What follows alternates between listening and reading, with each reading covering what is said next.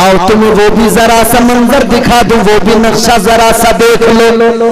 ताजदार Medina इमामुल अंबिया ने फरमाया, मेरे आका ने फरमाया, महशर का दिन है, नफ्सी नफ्सी का आलम है, मीजान पर अमाल तोले जा रहे हैं। लामा बदरे आलम साहब किबला तवज्जो जरा सी।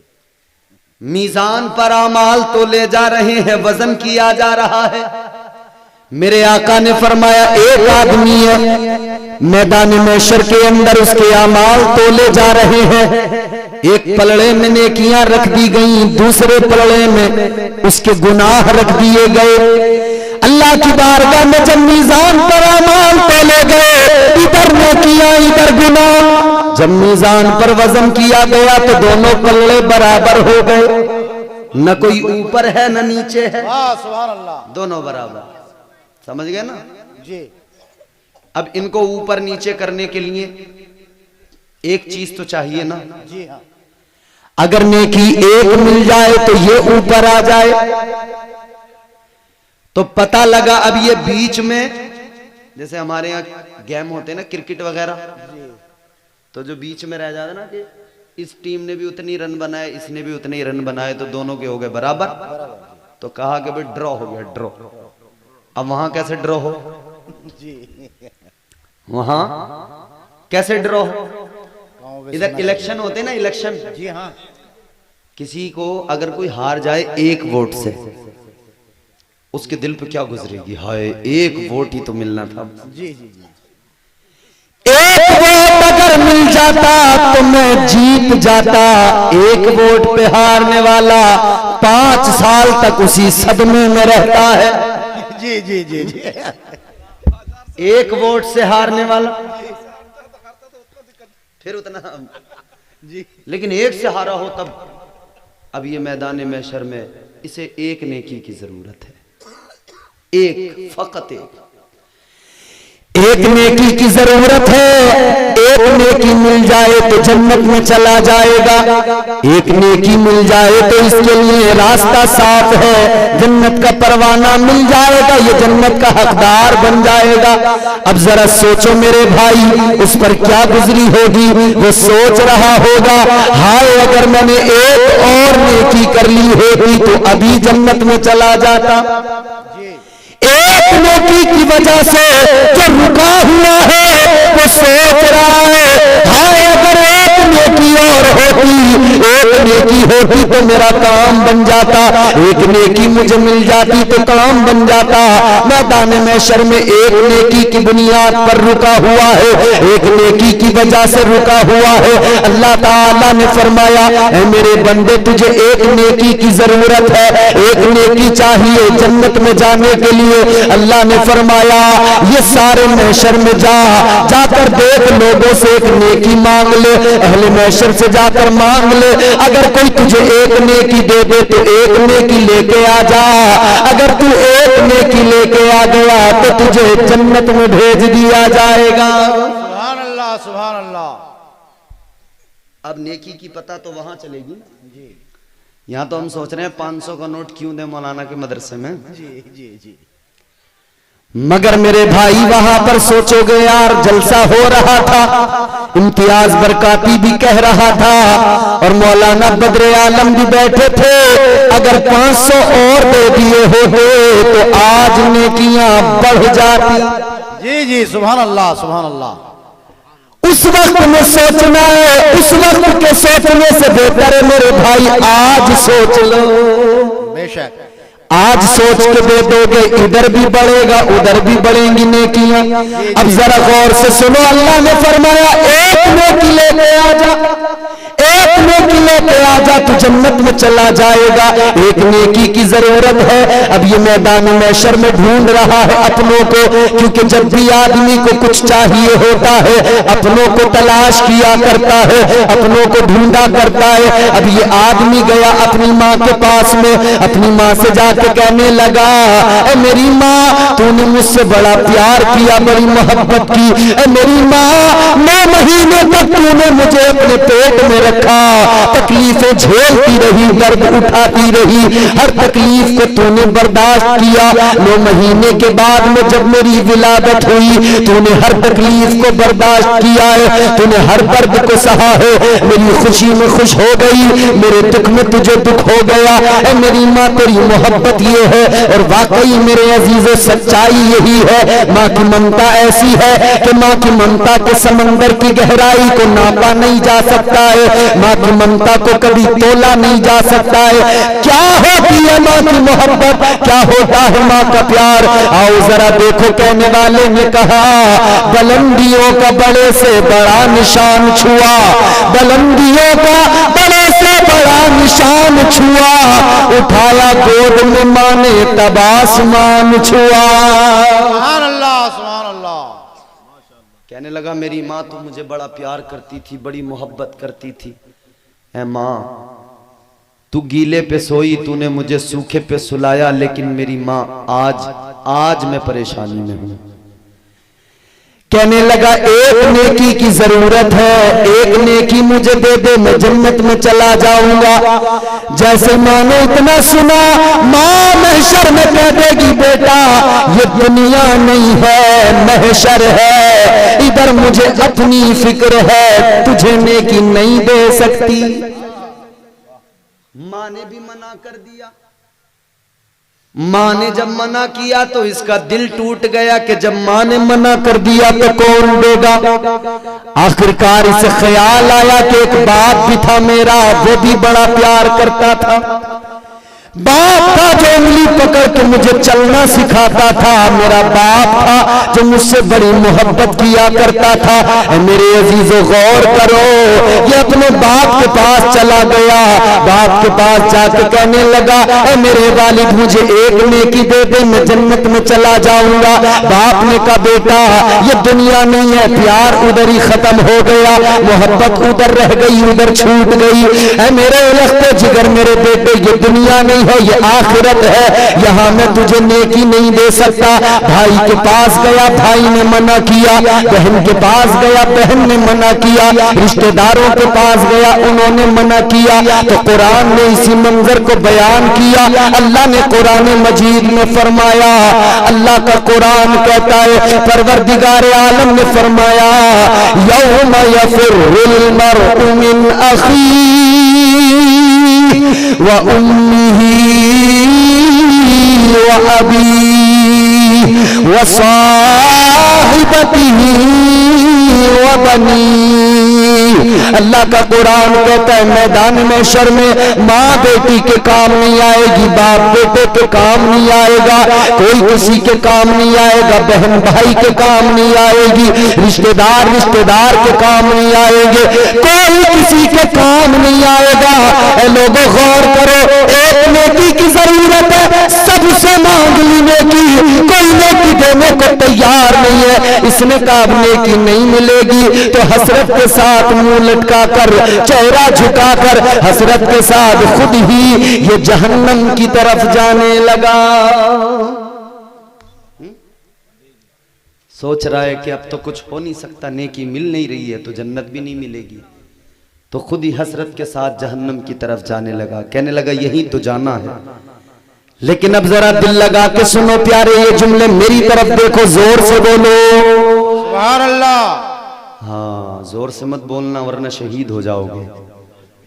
हाँ, डर लग रहा है शायद आपको, जरा प्यार से मुस्कुरा के बोलो सुभान अल्लाह। सुभान अल्लाह। अच्छा, अल्लाह ने हाथ दिए हैं ना आपको, कितने हाथ हैं? जरा उठा के बोलो सुभान अल्लाह। सुभान अल्लाह। कुछ लोगों ने नहीं उठाया क्योंकि हम तो यहाँ से सबको देख रहे हैं। वो कह रहे हैं कि क्यों उठाएं, फायदा क्या है? चलो हम फायदा बताते हैं, बताएं फायदा। जी जी। तो चलो सुनो कुरान, हम अपनी बात को साबित करने के लिए आपको बार बार कुरान सुना रहे हैं, जरा झूम के बोल दो। परवरदिगार आलम ने कुरान मजीद में सूरह यासीन में फरमाया, अल-यौम नख्तिमु अला अफ़वाहिहिम व तुकल्लिमुना ऐदीहिम। अल्लाह ने फरमाया, ऐ मेरे बंदे, मैदान महशर में ज़बानें बंद हो जाएंगी, हाथ गवाही देंगे। गवाही देंगे।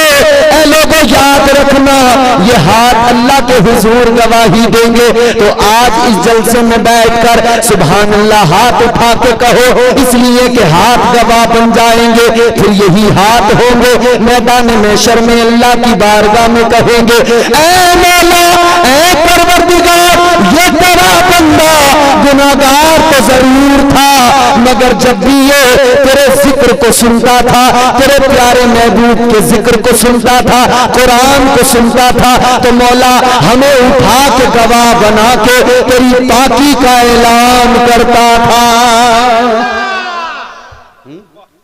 और खुदा की कसम हाथों ने गवाही दे दी तो अल्लाह भी खुश हो जाएगा।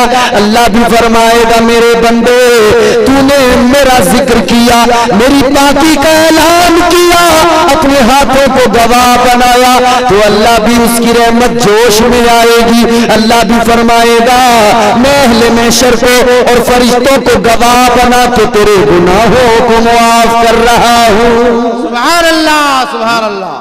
अल्लाह बड़ा माफ करने वाला है। बेशक। अब एक नेकी की जरूरत थी, नेकी नहीं मिली, इसने कहा क्या होगा, काम तो बना नहीं, चलने लगा कहां, जहन्नम की तरफ। हसरत के साथ में जहन्नम की तरफ जा रहा है, मगर जाते हुए एक आदमी मिला। जाते हुए एक आदमी मिला, उस आदमी ने कहा तू कहां जा रहा है? कहने लगा एक नेकी कम पड़ गई, नेकी नहीं मिली, इसीलिए दोज़ख में जा रहा हूं। कहने लगा एक नेकी मिल जाती तो जन्नत में चला जाता, नहीं मिली तो दोज़ख में जा रहा हूं। तो ये जो पहले से ही जा रहा था, ये कहने लगा कि तुझे एक नेकी की जरूरत है, तू एक नेकी की वजह से जन्नत में जा सकता है, तेरे पास नेकियां हैं, बहुत हैं, बस एक की जरूरत है। कहने लगा मेरे पास में सिर्फ गुनाह है, सिर्फ गुनाह है, बस एक ही नेकी है। कहने लगा मेरे पास में गुनाहों के सिवा कुछ भी नहीं है, एक नेकी है, एक नेकी फकत मेरे पास है। कहने लगा एक नेकी की वजह से मैं तो जन्नत में नहीं जा सकता, मगर एक नेकी तुझे मिल जाए तो तू जन्नत में जा सकता है। कहने लगा एक नेकी की वजह से मैं जन्नत में नहीं जा सकता, तू जा सकता है। तो कहने लगा मैं तो जा ही रहा हूं दोज़ख में, ले मेरी नेकी तू ले ले, तू जन्नत में चला जा। अब उसको नेकी दी, ये नेकी लेके अल्लाह की बारगाह में आ गया। कहने लगा मौला नेकी ले आया। अब फिर से वजन किया गया, अमाल तोले गए, एक पलड़े में गुनाह है, एक पलड़े में नेकियां रखी गई। उस एक नेकी को जो ही रखा गया, नेकियों का पल्ला भारी हो गया। अल्लाह ने फरमाया ले जा, तुझे जन्नत का परवाना दिया जाता है, जन्नत में चला जा। अब ये खुश हो गया, मचल गया, काम बन गया, एक नेकी की जरूरत थी मिल गई, अब जन्नत में जाने का हुक्म हो गया। अब जैसे ये जन्नत की तरफ जाने लगा, अल्लाह ने फरमाया ओ मेरे बंदे बाद में जाना, जरा पहले रुक जा, ठहर जा। सुभान अल्लाह, सुभान अल्लाह। अब जैसे अल्लाह ने रोका, ये फिर घबराया जी, इसने कहा सोचने लगा कोई दिक्कत ना हो जाए। भाई जैसे तैसे एंट्री मिली और फिर रोक लिया अल्लाह ने, रुक जा जी। ये फिर घबराया कहीं ऐसा ना हो कि जो एंट्री मिली है वो बर्खास्त हो जाए। ये घबराने लगा, अल्लाह ने फरमाया इधर आ, इधर आ गया मौला हाजिर। अल्लाह ने फरमाया इतना बता नेकी कहां से लाया? जी जी जी, सुभान अल्लाह। ये एक नेकी कहां से लेके आया? कहने लगा मौला मेरे परवरदिगार एक बंदा जहन्नम की तरफ मुझे मिला, जहन्नम की तरफ जाता हुआ मिला। या अल्लाह उसके पास बस एक नेकी थी, दूसरी कोई नेकी नहीं थी, एक नेकी थी। वो कहने लगा एक नेकी से मैं तो जन्नत में नहीं जा सकता, मगर तू जा सकता है। उसने मुझे अपनी नेकी दे दी। अल्लाह ने फरमाया जा जल्दी जा, उस नेकी देने वाले को बुला के ला। सुभान अल्लाह। ये गया, इसने कहा चल तुझे अल्लाह ने बुलाया है, लेके आ गया, अल्लाह की बारगाह में लेके आया। अल्लाह ने फरमाया एक नेकी तूने इसको दी, कहा मैंने दी। अल्लाह ने फरमाया तू जानता है इसकी माँ ने इसे नेकी नहीं दी, इसके बाप ने नहीं दी, इसके भाई ने नहीं दी, दोस्त ने नहीं दी, रिश्तेदार ने नहीं दी, किसी ने इसे महशर में नेकी नहीं दी, तूने दे दी। कहने लगा या अल्लाह एक ही थी, सोचा इसे ही दे दूं, इसका काम चल जाए। अल्लाह ने फरमाया एक बात बता, सबसे बड़ा सखी कौन? कहने लगा सबसे बड़ा सखी अल्लाह, सबसे बड़ा सखी परवरदिगार है। और तुम भी जरा बोलो सबसे बड़ा सखी अल्लाह रब्बुल इज्जत। जोर से बोलो सबसे बड़ा सखी अल्लाह। सबसे बड़ा सखी अल्लाह। ये कहने लगा मौला सखावत तेरी है, तू सबसे बड़ा सखी। अल्लाह ने फरमाया ऐ मेरे बंदे मैं सबसे बड़ा सखी, तेरे पास एक नेकी तूने महशर में सखावत दिखाई, एक नेकी से देके जन्नत में भेजा। जब तू बंदा होकर महशर में सखावत दिखाए तो तेरा रब रब हो क्यों ना दिखाए। अल्लाह ने फरमाया तूने एक नेकी देके इसे जन्नत का हकदार बनाया, और तेरे रब की सखावत ये कि अब तेरा रब तुझे भी जन्नत अता करता है। सुभान अल्लाह सुभान अल्लाह। तो फरमाया अल्लाह ने कि जा तू भी जन्नत में जा। जी जी जी। रब की सखावत, अल्लाह। इसीलिए अल्लाह ने फरमाया ला तक़नतू मिर रहमतिल्लाह। सुभान अल्लाह। ये हमारे नूर आलम भाई कितने हैं ये? 5000 माशाअल्लाह। अल्लाह ताला खुश रखे इन्हें। हम एक मरतबा इनके यहाँ प्रोग्राम में आ चुके हैं, इनके बेटे के चेहलुम के मौके पर गालिब। बहुत अच्छे आदमी हैं, अल्लाह ताला इन्हें खुश रखे, इनके बेटे की मग़फ़िरत फरमाए। आमीन सुम्मा आमीन। अब भी हम आए दोपहर में तो इन्हीं के घर पे अब तक रहे, इन्हीं के घर से इनके साथ इनकी गाड़ी में भी यहाँ आए। इन्होंने 5000 रुपये नूर आलम भाई ने मदरसे के लिए पेश किए हैं। अल्लाह ताला इनके इस नजराने को अपनी बारगाह में शरफ़ कबूलियत अता फरमाए। आमीन सुम्मा आमीन। और अल्लाह की बारगाह में हम दुआ करते हैं इन 5000 के वसीले अल्लाह जो इन्हें अता करे वो नेकियां अल्लाह इन्हें भी अता करे, इनके मरहूम बेटे को भी अता फरमाए।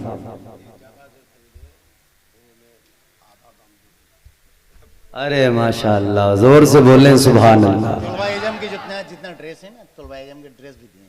अरे भाई वाह, क्या बात है। हमारे नूर आलम भाई ने ये तलबा जितने हैं इनके ड्रेस भी दिए हैं। जी जी सुभान अल्लाह। बोलो सुभान अल्लाह। सुभान अल्लाह। जब कोई दे तो खुश हो के बोला करो सुभान अल्लाह। सुभान अल्लाह। और ये भी सोचा करो कि अल्लाह मुझे भी तौफीक दे, मैं भी ऐसे ही दूं इंशाअल्लाह।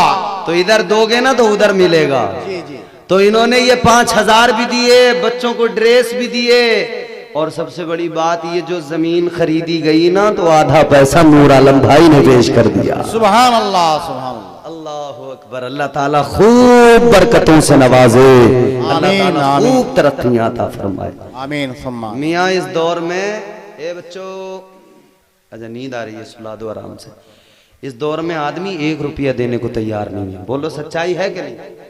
1-1 रुपये पे आदमी मर रहा है, 1-1 रुपये पे गले काट रहे हैं लोग पैसों के लिए। इसी के लिए तो कर रहे हैं, भाई भाई का खून कर रहा है इसी पैसे के लिए, भाई भाई का दुश्मन बन गया इसी पैसे के लिए, दोस्त दोस्त में तकरार हो गई इसी पैसे के लिए, आपस में लड़ाई झगड़े इसी पैसे की खातिर, इसी के लिए सब कुछ। लेकिन मेरे अजीजों सुनो, मैं आपको फिर बताना चाहता हूँ, पूरे भारत में कहता हूँ दुनिया इस पैसे के लिए लड़ती है, दुनिया इस पैसे के लिए झगड़ा करती है। मगर सुनो, अगर तुम्हें अल्लाह पैसा दे, अगर अल्लाह नवाजे, अमीर बनो, मालदार बनो, मगर ऐसे अमीर न बनना कि अपनों का गला काटने लगो, ऐसे मालदार न बनना कि जैसा मालदार कारून था, ऐसे मालदार न बनना कि जैसा मालदार शद्दाद था, ऐसे मालदार न बनना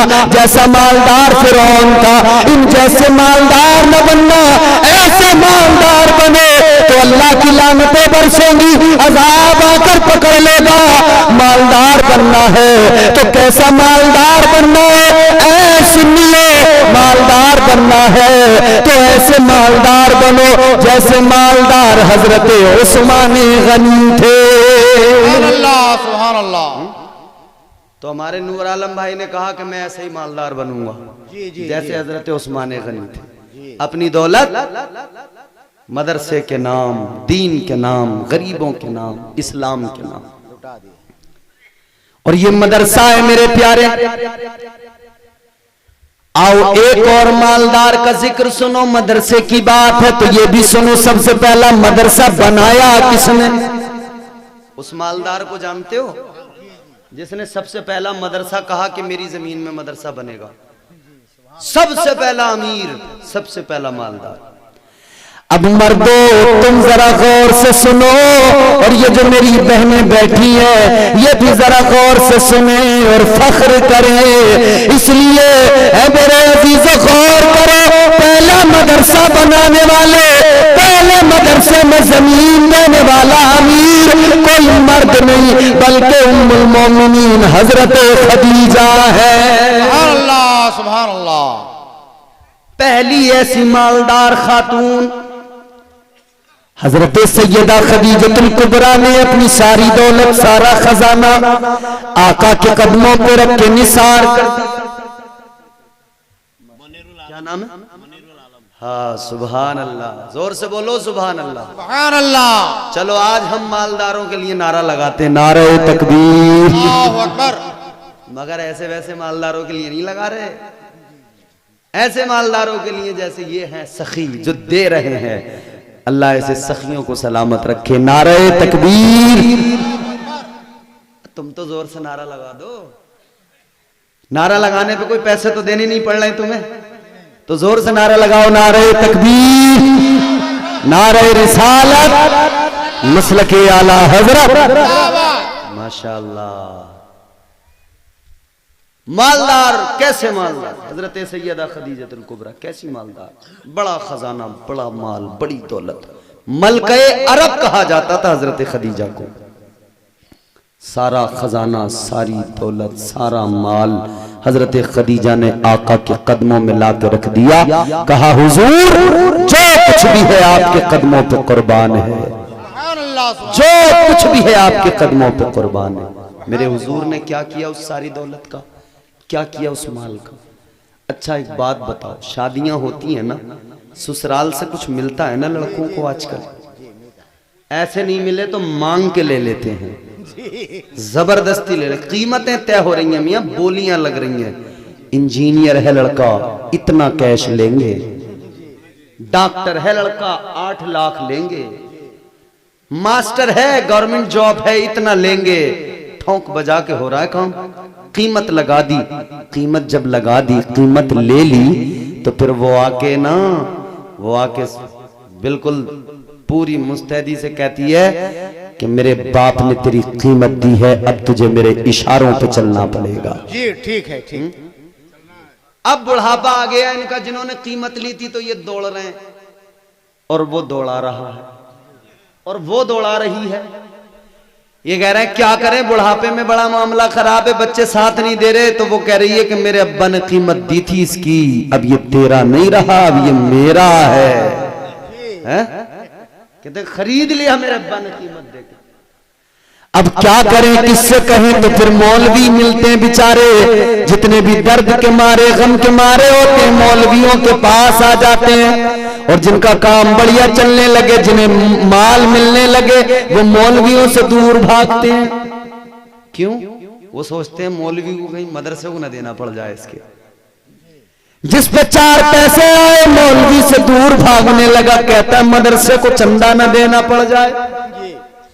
और जो जैसे ही दुख दर्द का मारा हो, गम का मारा हो, वो आएगा मौलवी के पास, मौलाना बड़ा परेशान हूं, थोड़ा झाड़ दीजिए। आके कहेगा मौलाना दम कर दो, मौलाना बदरे आलम तावीज लिख दो। तावीज के वक्त में मौलाना याद आए, दम के वक्त पे मौलाना याद आए। जब मौलाना अपनी जेब के पैसों से मदरसे के तलबा को खाना खिला रहे थे, उस वक्त में मालदार को मौलाना याद नहीं आए। तो हमारे ये मुनीरुल इस्लाम ना, मुनीरुल आलम भाई, इन्होंने भी 5000 रुपए पेश किए। सुभान अल्लाह, सुभान अल्लाह। कितने? 5000। तो जब मेरे हुजूर पर पहली वही नाजिल हुई, पहली वही, तवज्जो है आपकी भैया, सुनेंगे थोड़ी देर, खत्म कर दें। माशाअल्लाह। पहली वही